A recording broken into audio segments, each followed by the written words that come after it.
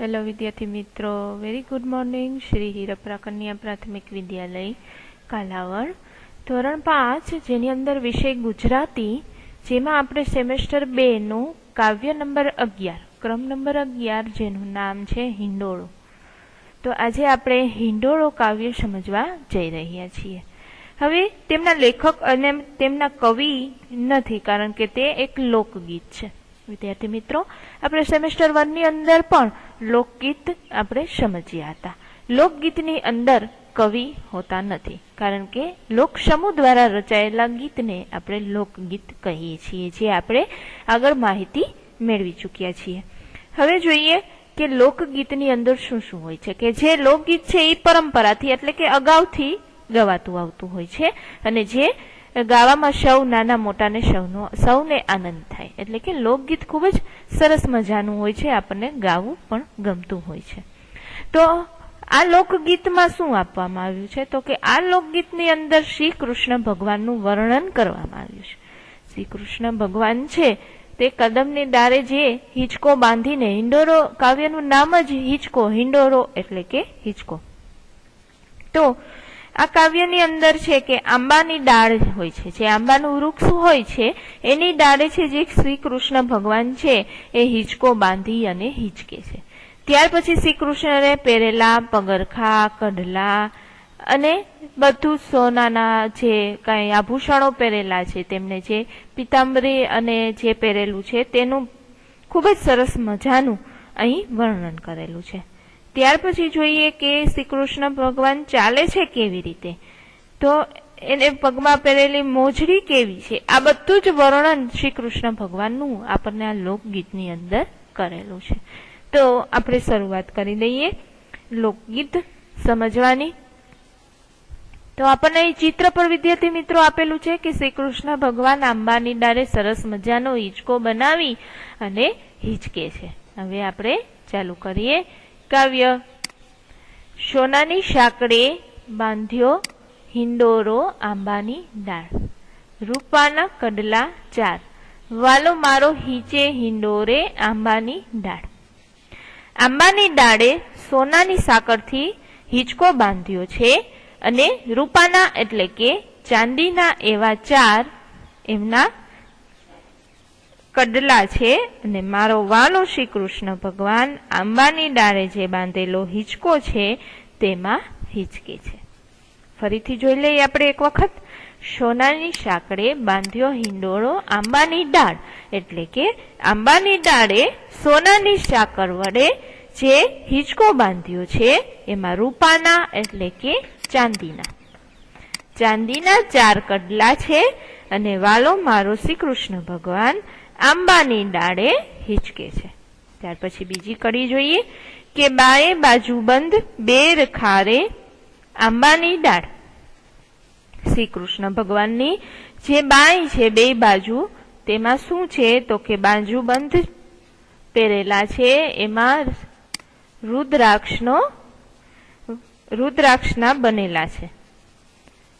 શ્રી કૃષ્ણ ભગવાને બાએ બાજુબંધ બેર ખારે આંબાની ડાળ, એટલે કે શ્રી કૃષ્ણની બાએ જે બાજુબંધ અને રુદ્રાક્ષ શોભી રહ્યા છે, એટલે કે બે બાજુ રુદ્રાક્ષથી સરસ મજાના બાજુબંધ પહેર્યા છે. પછી જોઈએ તો કે તેને કિન ખાબી શુરવાલ, વાલો મારો હિંચકે સોનાની આંબાની ડાળ.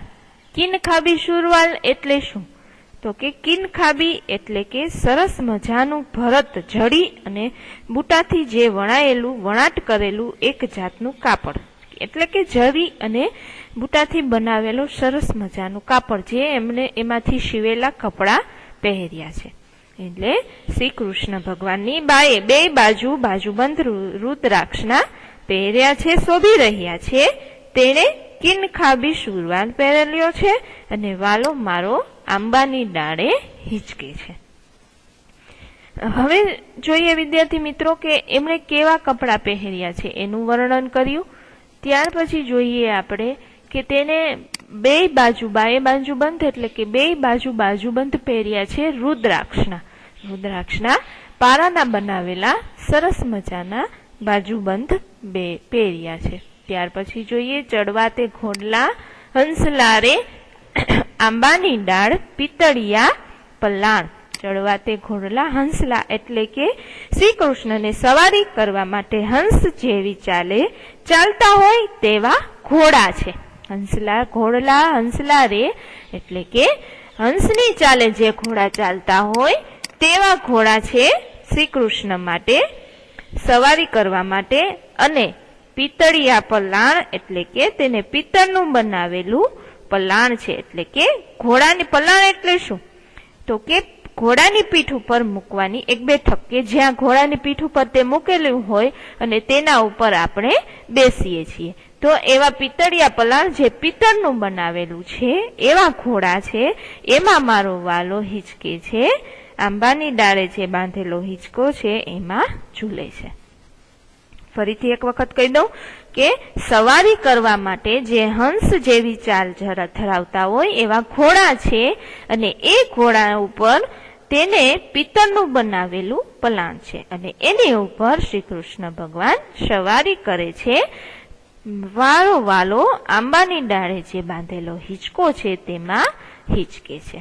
હવે જોઈએ તેના પછીનું કે પગે રાઠોડી મોજડી રે આંબાની ડાળ ચાલે ચટકતી ચાલ કે વાલો મારો હિંચે હિંડોરે આંબાની ડાળ. હવે શ્રી કૃષ્ણ ભગવાન કેવી રીતે ચાલે છે એ આપણને અહીંયા સરસ વર્ણન કરેલું છે કે પગે રાઠોડી મોજડી એટલે કે શ્રી કૃષ્ણ ભગવાનના પગમાં રાજપૂતના લોકો રાજા મહારાજા જેવી મોજડી પહેરે એવી રજપૂતોની એક જાતની મોજડી છે જે પગમાં પહેરવાનું પગરખું. કેવી છે? રાઠોડી. અને ચાલે ચટકતી ચાલ એટલે કે પગમાં રાઠોડી મોજડી પહેરીને આમ રૂવાબ ભરે શ્રી કૃષ્ણ ભગવાન ચાલે છે. સરસ મજાની ચટકતી ચાલે છે. વાલો મારો હિંચે હિંડોળે આંબાની ડાળ. વાલો મારો આંબાની ડાળે સોનાના હિંડોળે હિંચકે છે. ત્યાર પછી જોઈએ કે માથે મેવાડી મોળિયા આંબાની ડાળ દશે આંગળીએ વેટ વાલો મારો હિંચે આંબાની ડાળ. માથે શું બાંધેલું છે? તો કે માથે મેવાડી મોળિયા એટલે કે માથે ભરતકામ કરેલો સરસ મજાનો કેસરી કલરનો ફેટો જે આપણે જાણીએ છીએ શ્રી કૃષ્ણ ભગવાન પોતાની માથે બાંધે છે. અને તેમની દશેય આંગળીઓ એ શું છે? વીંટીઓ છે. તો વાલો મારો હિંચકે આંબાની ડાળ જે બાંધેલો હિંચકો છે એમાં ઝૂલે છે. શ્રી કૃષ્ણ ભગવાનના કપડાનું વર્ણન કર્યું. ત્યાર પછી તેમની ચાલનું વર્ણન કર્યું. તે પગમાં કેવા પગરખા પહેરે છે તેનું વર્ણન કર્યું. અને હવે કર્યું તેના માથા ઉપર જે ભરત કામ કરેલું સરસ મજાનું કેસરી ફાટો બાંધે છે એટલે કે મેવાડી મોળિયા. મેવાડી એટલે કે મેવાડના લોકો જે કેસરી કલરના બાંધે છે બનાવેલા ભરતકામ કરેલા ફેટા એવું શ્રી કૃષ્ણ ભગવાન બાંધે છે. અને તેમની દશેય આંગળીઓમાં શું છે? તો કે વીંટીઓ પહેરેલી છે. એવો મારો વાલો છે એ આંબાની ડાળે બાંધેલા હિંચકાની અંદર ઝૂલે છે. તો વિદ્યાર્થી મિત્રો, આવું સરસ મજાનું શ્રી કૃષ્ણ ભગવાનનું વર્ણન કરતું લોકગીત આપણે જોયું. હવે જોઈએ આપણે શબ્દાર્થ. તો શબ્દાર્થ છે એ આપણે ગુજરાતીની પાકી બુકની અંદર લખીએ છીએ. શબ્દ સમજૂતી, જેથી કરીને આપણે ગમે ત્યારે પણ કોઈ પણ અઘરા શબ્દની જરૂર પડે તો આપણે તેમાંથી જોઈ શકીએ. ત્યાર પછી હવે જોઈએ ભાષા સજ્જતા, જે એક વ્યાકરણ વિભાગ તરીકે આપણે ઓળખીએ છીએ. તો જોઈ લઈએ આપણે ભાષા સજ્જતાની અંદર આપણે શું શીખવાનું છે. તો કે હિંડોળો છે એ એક શું છે? લોકગીત છે. લોકગીત એ સાહિત્યનો એક પ્રકાર છે. જેમ કે આપણે જોઈએ કે કોઈ પણ વસ્તુ એક પ્રકાર હોય છે સાહિત્યની અંદર, પછી તે પાઠ હોય જેના લેખક હોય, લેખક દ્વારા રચાયેલો હોય, કવિ દ્વારા રચાયેલું કાવ્ય હોય, તો એ ગુજરાતી સાહિત્યનો એક પ્રકાર જ છે. તો એવી રીતે આ એક લોકગીત પણ એક ગુજરાતી સાહિત્યનો પ્રકાર છે, કારણ કે તે પરંપરાગત રીતે ગાયેલું હોય છે અને તેને આપણે હંમેશને માટે યાદ રાખવા માટે આપણે એમને ગાઈએ છીએ. એટલે એને આપણે ગુજરાતી સાહિત્યની અંદર સરસ મજાનું સ્થાન આપેલું છે. પછી એની ભાષા, લય અને ઢાળ એક અલગ જ વિશિષ્ટ હોય છે. હવે આ કાવ્યની અંદર જે છે નીચેના જેવા જે વિશેષણ વાળા શબ્દનો પણ પ્રયોગ કરેલો છે. બરાબર, વિશેષણ વાળા શબ્દો એટલે કે કંઈક વિશેષણ એટલે કે કંઈક નવીન વિશેષતા દેખાડતું વાક્ય અથવા શબ્દ જેને આપણે વિશેષણ કહીએ છીએ. તો એ આપણે ઘણી વખત પહેલા સેમેસ્ટરની અંદર પણ શીખી ગયા છીએ કે વિશેષણ એટલે શું. તો કે વાક્યની અંદર અથવા શબ્દની અંદર વિશેષ ધરાવતો શબ્દ. જોઈએ આપણે કે સાકર તો છે પણ કેવી, તો કે સોનાની. તો આ સોનાની સાકર એ એક શું થયું? વિશેષણ. સોના એક વિશેષણ થયું, કારણ કે સાકરની અંદર એ કંઈક વધારો કરે છે, કંઈક વિશેષ દેખાડે છે. ત્યાર પછી કડલા છે પણ કેવા, તો કે રૂપાના.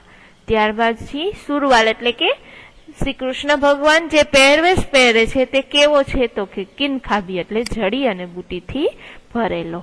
ત્યાર પછી પલાણ પિતળિયા છે અને રાઠોડી મોજડી અને ચટકતી ચાલ. તો જે આ ઘાટા અક્ષરે જે શબ્દો લખેલા છે વિદ્યાર્થી મિત્રો, તે કંઈક વિશેષતા બતાવે છે, એટલે તે વિશેષણ ભર્યા શબ્દો કહેવામાં આવે છે. ત્યાર પછી જોઈએ આપણે બીજા આવા અનેક શબ્દ જે આપણે કાવ્યની અંદર જોયેલા છે અથવા બીજે ક્યાંય આપણે જોયેલા હોય તો એ શબ્દને આપણે આ બોક્સની અંદર લખવાના રહેશે. ત્યાર પછી જોઈએ કે નીચેની સંજ્ઞાઓ વાંચવાની છે. વિદ્યાર્થી મિત્રો, આપણે જાણીએ છીએ કે સંજ્ઞાઓ એટલે કોઈ પણ નામ. બરાબર છે, કોઈ પણ નામને આપણે સંજ્ઞા કહેશું. તો અહીં આપણને થોડીક એવા સંજ્ઞા આપેલા છે. જોઈએ આપણે કે પેલું છે વિદ્યાર્થી, ત્યાર પછી પેલું વિદ્યાર્થી, ત્યાર પછી પંખો, ત્યાર પછી બાળક, ગધેડું, પુસ્તકો અને ઘોડો. ત્યાર પછી લખોટીઓ, કીડીઓ અને હાથી. હવે જોઈએ એની સમજૂતી. સંજ્ઞા દ્વારા દર્શાવતી વસ્તુ, વ્યક્તિ કે પ્રાણી, એક છે કે વધુ એવો ભેદ વચન વડે દર્શાવાય છે. જેમ કે કોઈ શબ્દ બોલવાથી તે એક જ વસ્તુ વ્યક્તિ કે પ્રાણી છે એમ સમજાય છે, ત્યારે તે શબ્દ શું કહેવાય? એક વચન. હવે આપણે અહીંયા વિદ્યાર્થી મિત્રો એક વચન અને બહુવચન શીખવાનું રહેશે. તો હું તમને એક સૂચના આપી દઉં કે આ જે વિભાગ છે ને ભાષા સજ્જતાનો, એ આખો વિભાગ આપણે વ્યાકરણની બુકમાં લખીશું, એટલે આપણે એને વ્યાકરણ તરીકે આપણે યાદ રાખીશું. હવે જોઈએ આમાં આપણે એક વચન અને બહુવચન શીખવાનું છે. બરાબર, અહીં આપણને ઘણી વસ્તુઓ આપેલી છે, વ્યક્તિના નામ આપેલા છે અને પ્રાણીના નામ આપેલા છે. હવે એ વસ્તુ એક છે કે વધારે છે એવો ભેદ છે એ કેના વિશે કેવી દ્વારા આપણે જાણી શકીએ? તો આપણે તે વચન દ્વારા જાણી શકીએ, એક વચન અથવા બહુવચન. બરાબર છે, જેમ કે કોઈ શબ્દ બોલવાથી આપણે વસ્તુ, વ્યક્તિ કે પ્રાણી છે એ તો સમજાય છે, પણ તે શબ્દ એક વચન કહેવાય છે. દાખલા તરીકે ઉદાહરણ લઈએ આપણે કે વૃક્ષ, બાળક અને પાટલી. તો વૃક્ષ કોઈ એક વૃક્ષની વાત થઈ છે, બાળક તો એક બાળકની વાત થઈ છે અને પાટલી તો કોઈ પણ એક પાટલીની વાત થઈ છે. હવે જોઈએ આપણે આગળ કે જ્યારે કોઈ પણ શબ્દ બોલાય, બરાબર છે, આપણે કોઈ પણ શબ્દ બોલતા હોઈએ તે એક કરતા બે કે વધારે છે, વ્યક્તિ, વસ્તુ કે પ્રાણી છે એમ સમજાય. એક કરતા વધારે છે, એક જ વસ્તુ નથી પણ ઘણી બધી વસ્તુ છે, તો એને આપણે શું કહેશું? બહુવચન. વિદ્યાર્થી મિત્રો, આ તમારે અંગ્રેજી વિષયની અંદર પણ તમારે આવતું હશે, એક વચન અને બહુવચન. તો અહીં આપણે ગુજરાતીમાં શીખવાનું છે. ઉદાહરણ આપેલા છે, ઉપર આપણે ઉદાહરણ જોયું હતું વૃક્ષ એટલે કે એક વૃક્ષની વાત થઈ. અહીંયા શું છે? વૃક્ષો એટલે બહુવચન થઈ ગયું. અહીંયા છે બાળક, નીચે બહુવચનમાં જોઈએ બાળકો એટલે ઝાઝા બધા બાળકોની વાત થઈ, એટલે આ થયું બહુવચન. અહીંયા છે પાટલી અને અહીંયા છે પાટલીઓ, એટલે આ શું થઈ ગયું? બહુવચન અને એક વચન વચ્ચેનો ભેદ. હવે જોઈએ કે નીચે આપેલા આપણને શબ્દો છે, બરાબર છે, એને એક વચન અને બહુવચનની અંદર આપણે વિભાજન કરવાનું છે, એટલે કે છૂટા પાડવાના છે કે કોણ એક વચનમાં આવશે અને કોણ બે વચનમાં આવશે. તો વિદ્યાર્થી મિત્રો, આની પ્રેક્ટિસ તમે તમારી બુક્સની અંદર કરજો. ત્યાર પછી સ્વાધ્યાય છે એ આપણે ગુજરાતીની પાકી બુકની અંદર લખશું અને શ્રી કૃષ્ણના પહેરવેશ એટલે કે તે જે કઈ પોશાક પહેરે છે એનું વર્ણન છે એ તમારે તમારા શબ્દની અંદર કરવાનું છે. અહીં આપણને કાવ્ય સ્વરૂપે આપેલું હતું, હવે આપણે એને શબ્દ સ્વરૂપે રજૂ કરવાનું છે. ત્યાર પછી અ અને બ ને વિભાગને સામસામા જોડવાના છે અને લોકગીતમાં આવેલા શબ્દ ઉપરથી નીચે જેવા પ્રશ્ન પૂછવાના. દાખલા તરીકે હિંડોરો આંબાની ડાળે બાંધ્યો છે. હિંડોરો ક્યાં બાંધ્યો છે? તો કે આંબાની ડાળે.